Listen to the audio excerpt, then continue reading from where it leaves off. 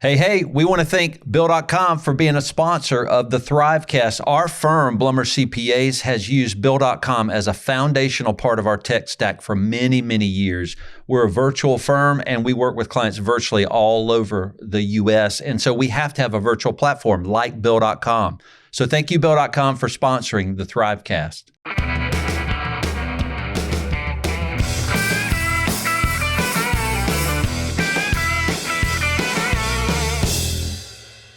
Hey, welcome to another episode of the Thrivecast. This is the last one of 2022. And just like we did last month, we're going to be doing some teaching on this one. So a lot of times we have guests early in 2022. We started with some teaching, and I love to teach. It's one of my favorite things and one of the biggest things I do in our firm and in Thrival. So I'm excited to spend November and December of this year just teaching around team. So what I'm going to do is I'm going to set up my outline, and I want you to be able to follow along with me as we go through some very specific points as we lead and talk about teams as we head on out of the year 2022. Be right back.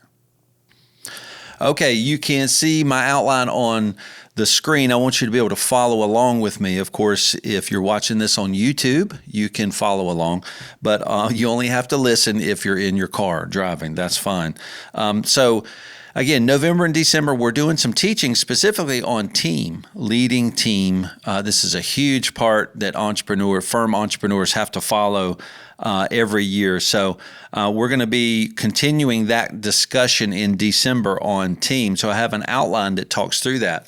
So one thing that team provide in the agreement that the employer and the employee have, that's you, firm entrepreneur, you're the employer, right? And your team is the employee. There is an agreement you enter into. And that agreement is what we call the capacity exchange, right? So you're exchanging things as an employer with the team, which is respect, honor, working inside of an organization with a mission and values, the right pay and work hours. Those are the kind of things you're offering. And the team member is offering you consistency of work, working at their highest level of value, and also being accountable for their role as described in their job description. So these are the things you're getting into. So one thing the team offers is capacity. And that's really what you've purchased.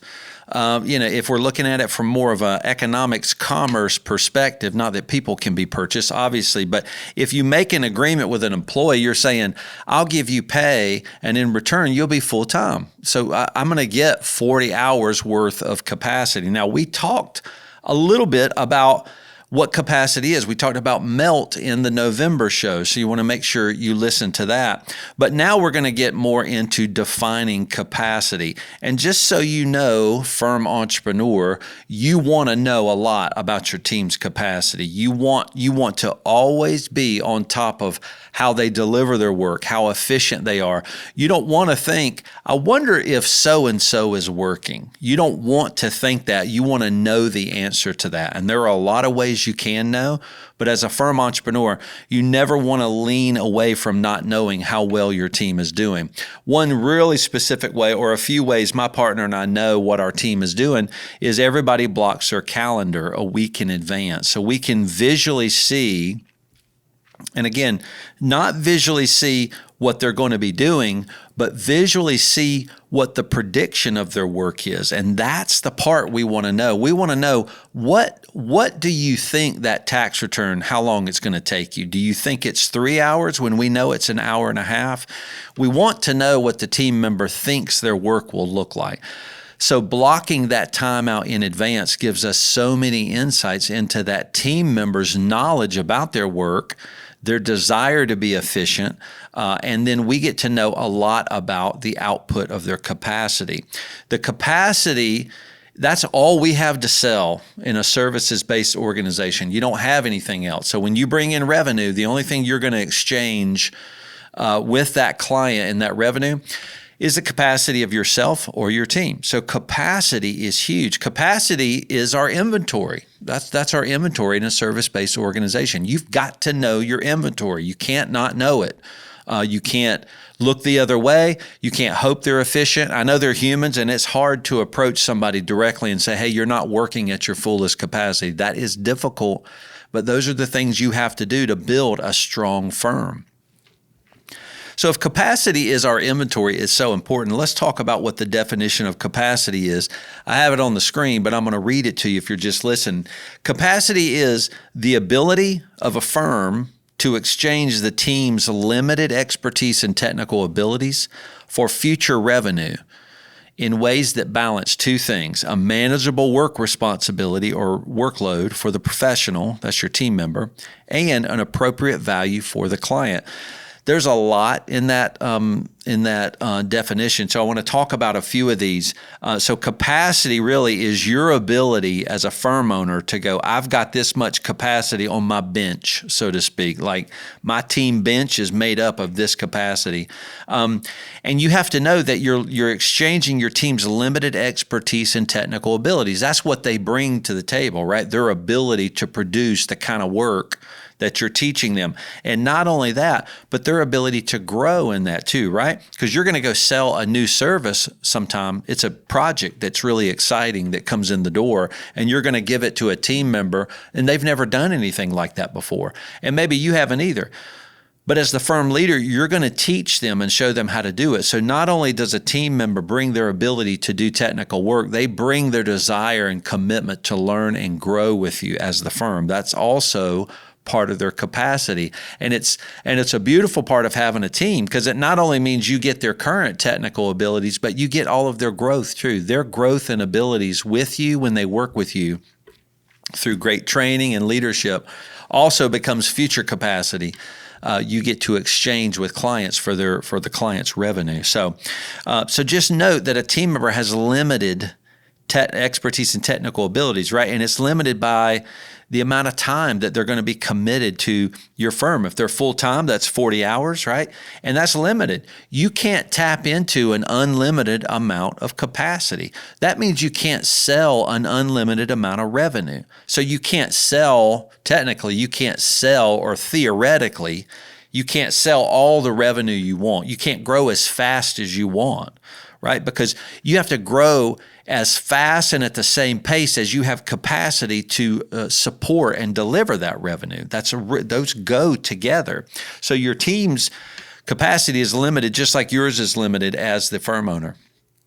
And what are you doing? You're exchanging that for future revenue. So it's not necessarily current revenue. You're looking at capacity in the future, like what do I have to sell? And then you go out and sell it, basically, and then you hope that exchange works out. It never works out perfect, right? Because a lot of times we bring on revenue and we go, wow, we don't have enough people to do this work, right? Tax season is an example of that in our profession, where our work capacity expands automatically, right? We push it all out into the evenings and the weekends. That's what happens traditionally in firms. And so we have to, right, if we sell a bunch of tax returns, it has to come from somewhere.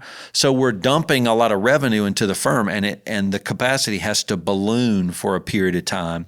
And of course, nobody likes that, but that's kind of how the profession has traditionally done it. And then what you're trying to do is you're trying to manage both sides of the balance, right? You want to really help a team manage a workload that is manageable. It makes sense for them, while at the same time asking the team member to work at such a consistency that the client feels value. And you want the client to feel the value. And here's what we say. We say, the balance is manageable workload for the team and an appropriate value for the client. Over-serving is an inappropriate value for the client. So if you're scoped to do one thing and you do more than that for the client without them paying for it, that's inappropriate. That's not a right exchange of the value. You want the client receiving exactly what you sold them, right? So we don't say go serve above and beyond. We think that's foolish in a business model. You serve and deliver exactly and in a consistent way the value that you promised and you sold to that client in the contract. That's capacity, and that's how you think about your team. It's this exchange you're always making.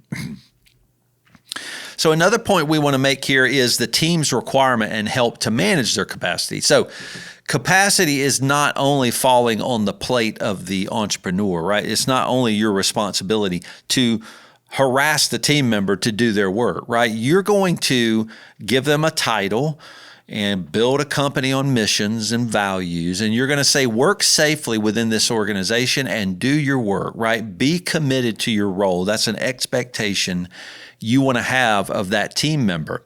And so in a sense, you're not the only one as the employer trying to, get the most capacity out of the team member. They also must collaborate with you and deliver that capacity that they've promised to you freely and consistently. Their job is to work at their highest level of output in a consistent way. I keep saying consistency because team members who do well and struggle for 3 months, do well and struggle for 3 months. That is not part of their requirement. That is taking advantage of that employer, and that's not something we want to deal with. So the point here is the employer and the employee are in an agreement, right? You're entering together in an agreement. And that agreement is an accountability agreement. And we're going to talk about that here in a minute. But the agreement you enter into is to be accountable to one another. Employer, you owe things to that team member, and team member, you owe things to your employer to work in a way that allows the firm to be successful. You're all on the same mission, and you want to make that clear to the team member when you hire them by sharing with them your purpose, your vision, typically embodied in a purpose statement. We exist to, you can go to our firm, blummercpas.com, and hit our purpose at the top of the navigation bar. And you're going to see our purpose spelled out on our website. It's clear that we lead in that way with our team. So it's the job of the professional to manage their work. Now, this is where we get into this phrase of micromanaging. So what is micromanaging? I wrote an article recently about the fallacy of the label micromanaging. Now, there is a thing of micromanaging, but micromanaging a lot of times is where an employer is harassing the team member to do the work that they're already doing, right? They're just being a control freak saying, do it my way, right? And that's not what we do as strong leaders and employers in firms. What's not micromanaging is when a team member fails to do their work and you constantly remind them to do the work they've promised to do. That's not micromanaging, though now it is being labeled that way. And that's a wrong fallacy view of that label, micromanaging. And in essence, when you hire somebody, they have to manage their own work, right? It's like you're not only going to do your work, you're also going to use the workflow tool as we designed, and you're going to go in there and check things off and do them. Every day, we don't have to remind you at 9, hey, it's 9 o'clock, it's time to check your email. No, as a professional, you know to do that. Now, if you don't do it enough, we might say, hey, you probably need to check email a little bit more. There's things falling behind. Leaders can do that with their team. But generally, it is the professional that not only does tax returns, but also manages the stack of tax returns, manages the priority of which ones to do first, keeps it updated on the firm's dashboard, responds to the tax manager who gave them review points. You're supposed to manage all that as the professional. And the firm owner, that's you get to expect that of your team. And if they don't do it, you get to have a conversation. It's like, I can't manage your work for you. You can't manage the work of one of your team members. They have to do that. That's part of their job. So what we're going to do now is we're going to talk about how does capacity, actually that theoretical definition of capacity, work into how the team member manages their work. I want to try to pull those together and teach you some concepts that we teach our team. Before we do that, let's take a quick moment and we're going to hear from a sponsor. Be right back. I want you to think about some places in your firm where you need some help. It might be AP, AR, it may be payroll processing, it might be account reconciliations, it might be tax, whatever it is. Now I want you to think about, what if there is a way you could get the solutions you need to get that part-time help to support you in your firm? Well, our friends at Belay have been helping firm entrepreneurs like you for over a decade with U.S.-based accounting, virtual assistants, social media specialists, and website specialists also for firms all around the world. And to help you get started, Belay has a specific promotion for Thrivecast listeners. All you have to do is text the word Thrive, THRIVE, to the number 55123. That's THRIVE to the number 55123, and they'll send you that special promotion. So, get the staffing help you need and get back to running your business with Belay. Okay, we heard from our sponsor. So now what we want to do is take that theoretical view of capacity, right? What is that exactly? And then the second statement of the team member must manage their capacity, manage their work. And one concept we teach them is this concept of spreading their capacity, right? And so the point is we teach the team how to push their work production into future capacity versus allocating it all to their current capacity. So let me talk about what that means. Basically, we're saying when you assign work to a team member, that's to be done somewhere, right? It's either this is urgent, you got to do it now, or this is a recurring thing you do every single month, the monthly accounting, right? You do it every single month. So you have to push that capacity into future periods of capacity. And what we find, linear thinking type accountants, a lot of times they get overwhelmed and they're like, oh my gosh, I have all this work, and they dump it on their plate now. They've got a project and they start working on it now. When really what they've just done is they've pushed off their plate, actually tax returns that they were supposed to finish that day. That was to take up the capacity in that moment. And they pushed those off because they got something urgent on their plate that they started working on. Or you'll find an accountant that really wants, they're intrigued by some new piece of software. All right, it's time to set up a cash flow tool for that client. We got to integrate it with the accounting system. We got to test it, make sure the reports work. They love that work, right? So they'll dive in and start doing it now. It's like, no, that meeting is not until a month and a half from now. We told the client we need 20 to 30 days to set up the tool and make sure the product integrates appropriately. So the meeting is coming a month and a half from now. That work was not meant to take up current capacity. Current capacity has already been planned for a current set of work. It's very theoretical and strategic, the way you teach your team how they view their capacity. And you can see here, one of the points is there's a strategy involved and a higher view is required. And what we mean by that is when you assign work to the team, you want them to step up above their work and go, what all do I have to do? And when is it due, right? So am I going to use some of my future capacity to do this? Or am I going to use some of my current capacity to do this? And if I want to use my current capacity, well, then what was I supposed to be doing right now that I now have to deprioritize or move to another future state of work? And I'm getting pretty theoretical in here, but what I'm trying to teach you is that a lot of team overwhelm themselves. So what happens? They come to you and they say, I'm overwhelmed. My work is overwhelmed. I'm doing too much work. We've heard that before. And then we look at a calendar. Thankfully, we have our team book a whole week of their calendar out in advance. And we see them push all of their calendar blocks toward the first of the week, the first and second day of the week. They're trying to get it all done as fast as they can. And we're like, hey, you're a full-time person. You've got room on Thursday and Friday. Why are you pressing everything into Monday and Tuesday and creating this sense of urgency when there isn't one? You need to spread your work out. This client, you can work on Tuesdays at 1 p.m. This client, you can always work on Thursdays at 9 a.m. All of them have to be done by Friday, so spread your capacity. And you have to step up above your work and teach them how to do that. The team don't generally know how to do that. Nobody has that kind of training. Nobody teaches those things. So you as the firm owner have to teach those kind of things. So it is your responsibility, firm owner, when you assign 25 tax returns to that team member or contractor, it is your job to look at that and go, hey, let's talk about kind of when I would expect some of those to come through. Let me prioritize some of these. Now, here's 25 returns. These 12 are our highest priority. When you see those come in, do those first. You're basically saying always move those to the front end loaded part of the use of your capacity, and the other ones, deprioritize those and push them out into the future.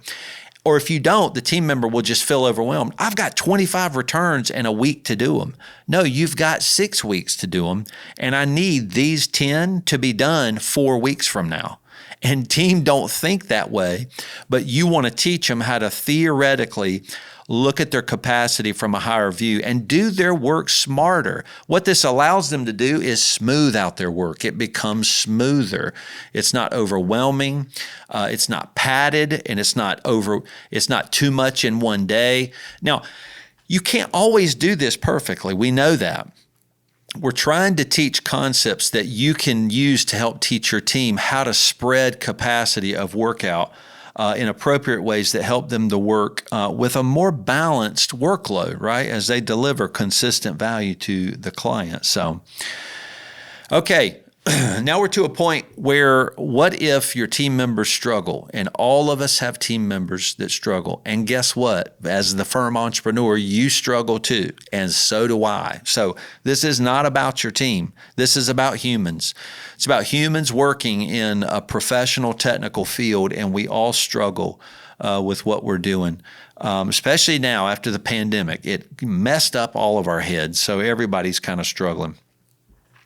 But one of your jobs as a firm leader is to lead inside of a culture of accountability, right? And that's that agreement we talked about. You want to enter into a relationship with a team member that is part of an agreement. That is really important. And the agreement is that you will always honor them, respect them, pay them on time, and you will always teach them and help them learn and grow and care for them. That's what you're doing. And the team member always will work at their highest level of output, right? Consistently, nonstop, devoting their best to the work that they've promised they will do for you for the pay they're receiving. Not work more than they're supposed to. Only deliver what you've asked them to in the employee agreement. That's what you're trying to do. But guess what? It doesn't always work. We all struggle, right? And a lot of times our struggles are legitimate, right? So going through family issues, going through personal issues, those are legit. And strong firm leaders, they keep that in mind. If their team struggles, they're like, hey, how can we help you? We want to help you deal with this legitimate issue. But a lot of times our team are struggling and it's not legitimate. They're letting work take the hit for their own personal preferences and choices that the firm never signed up to take. And you have to address those things. It's not wrong to expect a team member to step up and do their best. It's an honoring thing to do. It's expecting them to do something that they're great at doing. It's actually saying, you're valuable. I care about you. We can't do this without you. We expect your highest level of output and consistency to deliver value to our clients, always in a balanced way, right? With a manageable workload and an appropriate value being delivered to clients. So what do firm leaders do when teams struggle with their capacity management? What do you do if, they feel you're micromanaging them, but you know they're not doing their work and you're trying to remind them to stay consistent and pick it back up to the level of consistency? Or a team member's not spreading their capacity appropriately. They're dumping too much in their now capacity, and you need them to prioritize effectively and push some out into their future capacity. So how do you do that? Well, the one way my partner and I do it is to avoid emotion. That's what we want to do. We don't want to get mad or angry.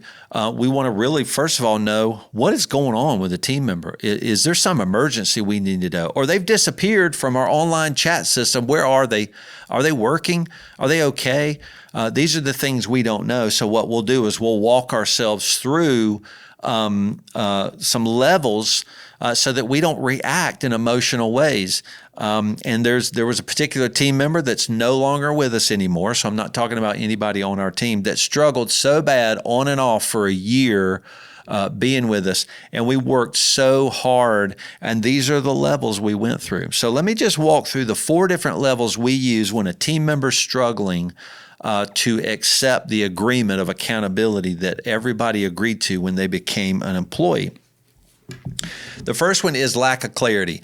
So we come to the team member, they're struggling, they're dropping some things, right? We keep reminding them, right? Hey, you're not doing this. We keep reminding you. And then we have a meeting, right? And we say, hey, we probably haven't been clear, right? This level 1 is lack of clarity. And a lot of times it is the owner who was not clear. And there's a lot of ways you can not be clear. But one way you can be clear is to give them a full job description, right? And a full-time employee is going to need a 3 or 4 page job description. It's going to be pretty meaty and pretty detailed. You don't want summaries and generalizations. You don't want 12 bullet points for a full-time team member. That's not what you're looking for. You are looking for a pretty well-crafted job description. And you want to pull that up in that first meeting and go, listen, I bet we weren't clear. There's got to be something, like you're not doing this section of your job description. And I know we did training, so there's got to be something we didn't tell you. Can you help us know how to be more clear and let you know how to do it? Maybe you don't know how to do this. Maybe we gave you things you don't understand. That could totally be true. We're here to help you. So we want to clear up anything that's not clear. Or are there any assumptions? Are we making assumptions about your role that we didn't know we were making, that you just don't know what we mean by that? We want to clear up every bit of lack of clarity that we can. So that's level 1. And that's a meeting in person, right, over Zoom. And if the team member continues to struggle with some of the same things, then we'll have another meeting. And so Julie, my partner, and I will go, all right, are we moving into level 2? Yeah, I think we're moving into level 2. They continue to struggle. Then we come and we say, hey, your work is still dropping and it does have to pick back up. You do have to become consistent in what you're doing. So we want to support you more. We're here to support you. So something's not working with your role and we want to come alongside you and help. So we'll have our project manager start offering Mondays and Friday huddles, right? And these are not, let me restate that. We don't offer these. These are requirements. So we don't say, would you like huddles? We're like, level 2, you're struggling. You're going to need to stop struggling pretty soon, unless there's a legit emergency, personal emergencies, those things we got. Doesn't mean you can just check out of your job for 3 months. Like you can't do that or you don't need the job. But if you're struggling and you need support, that actually may be what you need. You need a little bit of scaffolding, right, to your role. You're not able to manage it all with what you've got going on. Could be a lot of reasons for that. So, but we tried to clear up the clarity part in level 1. So in level 2, we said we're going to come alongside you a lot tighter. And so we start huddling Mondays and Fridays. Now, our project manager will do that. But if you don't have a project manager, we have a client service manager who doubles as the project manager. So if you don't have that, then you as the firm owner would start huddling with them. It doesn't have to be Monday and Friday, but it is a more consistent, regular rhythm of coming alongside that team member.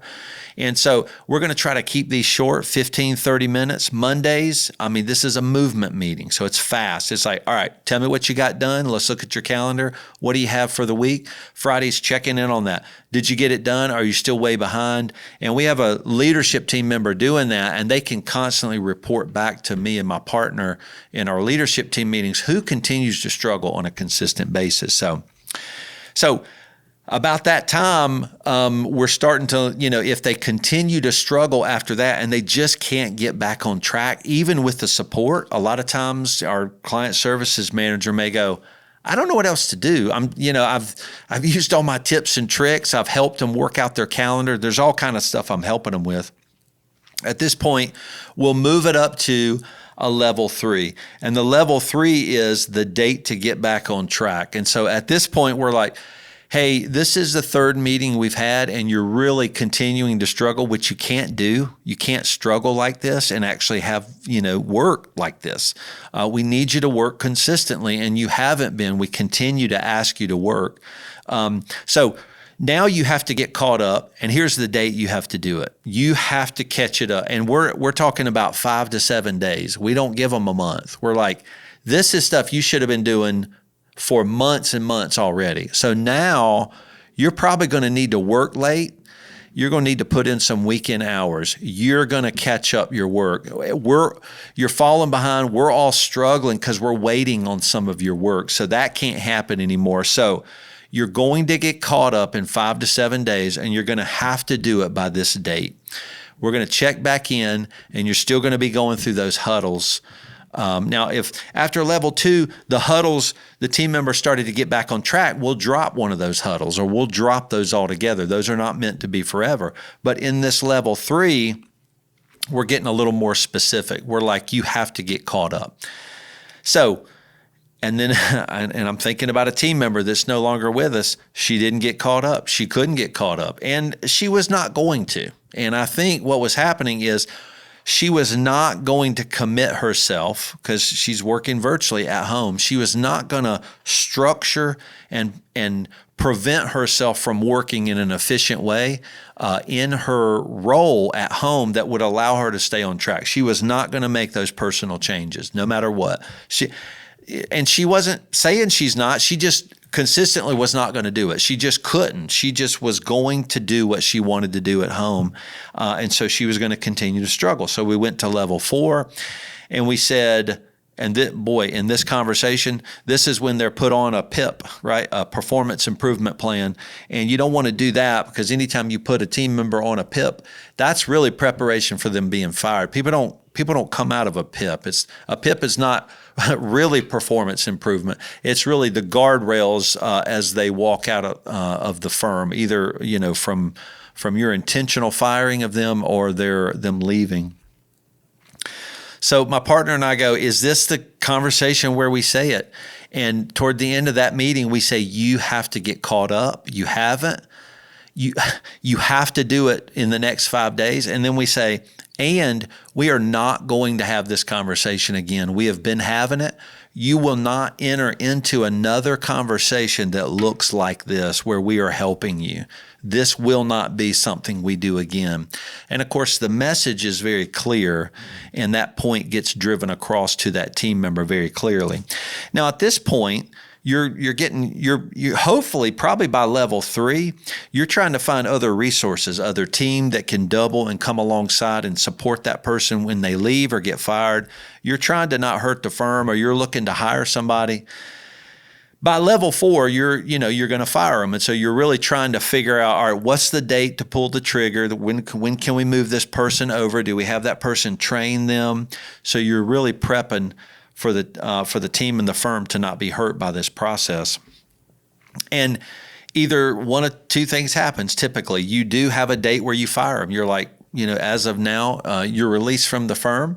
And when we do that, we cut off all access to all software in the very moment that we're having that meeting. Our operational manager will do that.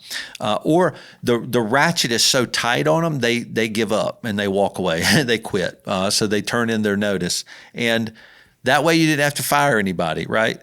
So one way might be good in that you have control over it. The other one is you're waiting on them to resign. They have control over when they leave. Either way, it's hard to do this. So as we wrap up here on how to really, teach a team about accountable relationships, how to enter into accountability through 4 different levels that you're responsible for, I just want to make a point that strong leaders of firms lean in. They don't hide from these hard things. Believe me, I want to hide from them. Sometimes I just don't want to deal with it. I don't want to deal with team members struggling. I want to look the other way and do my work. Like, I don't want to do that. I want to focus on my own work that I am going to focus on and do well as the owner.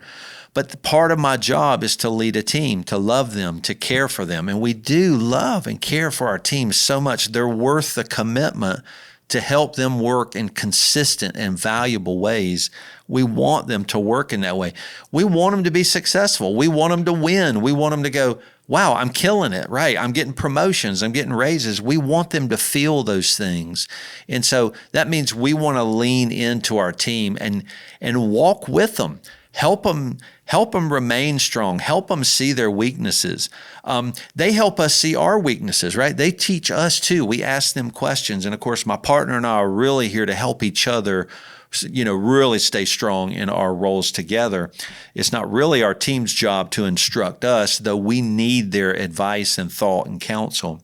But it is our job to not only help team work effectively, efficiently, consistently, feel valuable, but it is to teach them and instruct them on how to do those things and teach them the things we've learned. So as you're a leader and you have some team struggling, lean in, meet with them more often, have a rhythm where they just see you. You want to be at least in a weekly rhythm with your team, seeing your face and seeing you talk as the leader. These are key ways you can build a strong workforce, or you can create a culture where there is expectation of each other, and you're going to see the wrong people move themselves out of the culture. You want to see that too. So don't let your team struggle.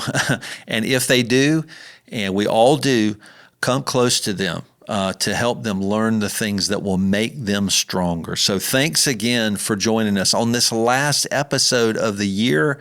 I hope these things can really help you walk strong into 2023. And we're wishing all firms well with this economy, how funky it is. But I hope this education lets you be a stronger leader in your firm and in the world and with the clients that you serve. So thanks for joining us on the Thrivecast. We're going to see you next year. Take care.